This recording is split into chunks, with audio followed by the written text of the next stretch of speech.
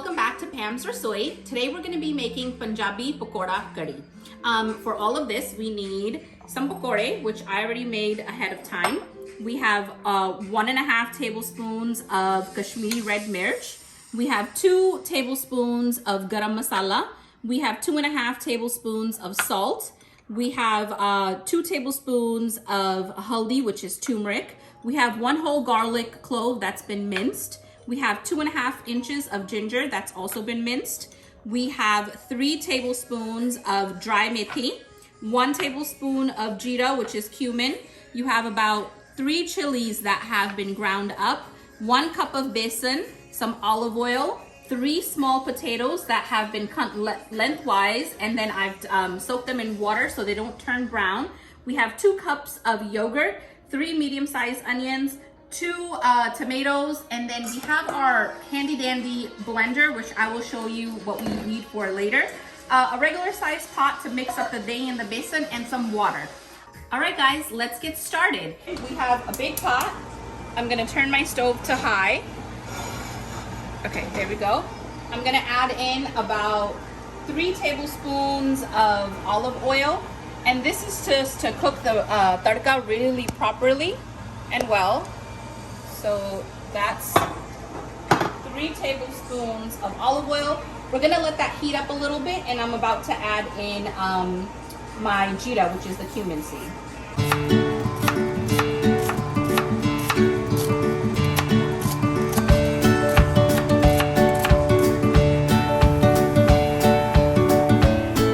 Now that the jeera has started to kind of sizzle, we're gonna go ahead and add in all of our garlic and stir that up. You want to make sure that this turns a little bit light brown before we go ahead and add in our onions. And what I've done is I've actually gone ahead and took all of the onions and sliced them up thinly, lengthwise. You can cut them any size you like, but we prefer them like this.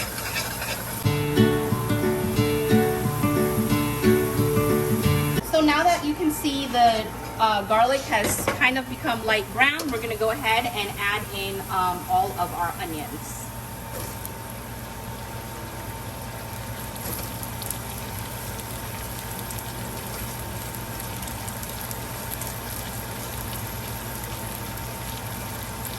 Give this a good stir. This is also going to help the ginger from not burning on the bottom. And you don't really want to cook the ginger too much or burn it, because then you'll get a really nasty taste in your mouth. So we're going to let this cook down for about 5 to 6 minutes, and then we're going to add the ginger.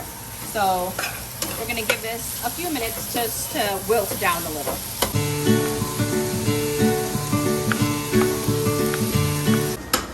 Now that the onions have wilted down and become kind of translucent, they're not cooked all the way, but they're going to be cooking for a long time in the curry, so we don't really want to overcook them. At this time, we're going to go ahead and add in all of our ginger. While we're waiting for the onions and the ginger and garlic to cook down, we're going to go ahead and get the main part of our curry ready, which is the yogurt and the besan. So I put all of the yogurt into a little pot that I got, a little bowl, and now I'm going to add in our besan. You just kind of want to gently stir this up a little. You see how this doesn't really work well? If you have one of these, it works. It just takes time. You're going to have to be doing this for quite some time. So what I'm going to do is use my hand blender. It makes everything so much easier and so much nicer and smoother in texture when you do it with a hand blender. So let's use that.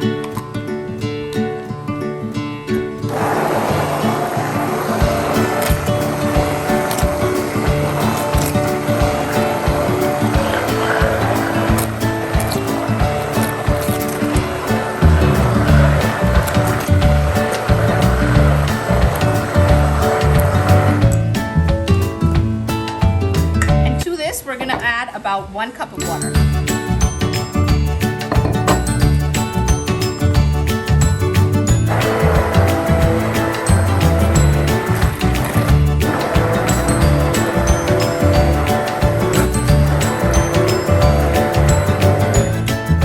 That's it. that'll be ready to add to our curry once the masala is done. So now that this has been cooking for about 3 to 4 minutes, we're gonna go ahead and add in our haldi,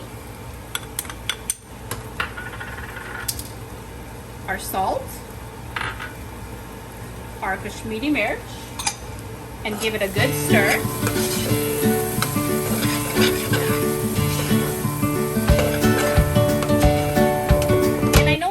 Don't add tomatoes, but we do. I like the taste, I like the flavor, and I like the way they look in the curry, so I'm adding those 2 tomatoes that have been diced up.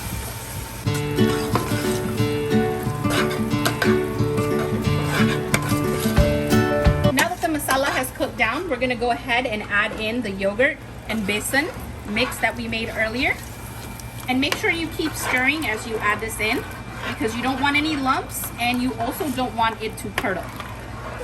So as you can see, I have gone ahead and added the besan and yogurt mix, and it's really, really thick. So this is the time that I go ahead and I'm going to add in some water. This is roughly about, I want to say 3.5 to 4 cups of water. So now that I have added the water, you want to keep stirring continuously about every 4 to 5 minutes, because this is when it can start to give you those little round bits from the dahi and the besan. So you want to have to keep stirring continuously until it comes to a boil. This could take anywhere from 20 to 30 minutes. So you kind of have to stay on top of this at this point now.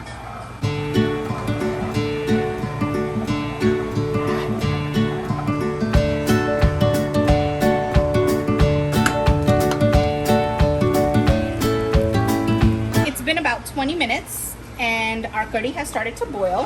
And when you are stirring this, you'll notice that it has become so much thicker than before. I'm gonna go ahead and add about 2 cups of water to this, just to thin it out a little bit. And at this time, after I've added in about that 2 cups of water, I'm also gonna add in the potatoes so that they can cook through.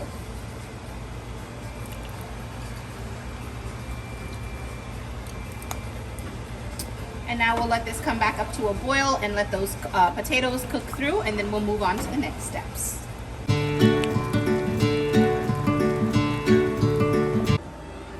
So you guys are probably wondering why we haven't added the hari mirch or the methi or anything like that. That's because I am going to be taking some out for the kids without the mircha, without the methi, because this is how my kids like to eat it. So this is a mom trick, it's a pro trick. If your kids don't eat mircha and they don't like the flavor of methi, just take it out before you add that stuff in. It won't change the flavor of the curry, it won't do anything to it. It actually tastes better when you put it in at the end. So I'm gonna go ahead and take some out for my kids, and then we'll move on to the next steps. Now that we've taken some out for the kids, we're gonna go ahead and add in the pakode. You can add a lot, you can add a few. The only person in our house that actually eats the pakode is my husband, so there isn't that many in there. We're also gonna add in the garam masala at this time. And the hariya mircha. Now that we have less curry, I'm not actually gonna add in all of them. I'm only gonna add in half of them. Always put in the hariya mircha according to your taste. If you like it super spicy, I would go ahead and add all of them in. And if you don't, then I would recommend just adding in whatever you prefer as far as flavor. Now for the methi. You wanna take the methi and crush it in your hands when you're adding this.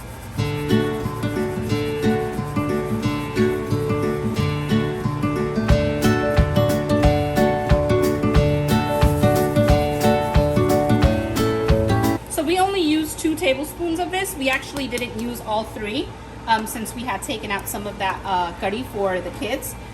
2 tablespoons is sufficient enough for the amount that we have left. Now the girls are going to do a taste test for me, and we've paired the curry with some white rice. Go ahead, girls, taste some.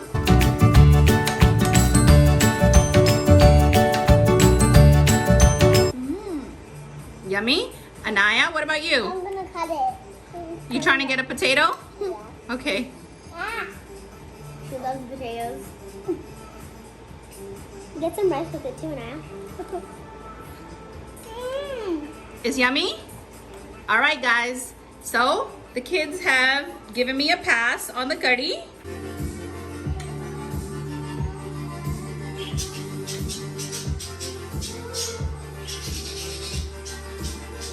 And that's the final product of the Pakoda Kadi. Try it at home, enjoy with your family with rice or roti.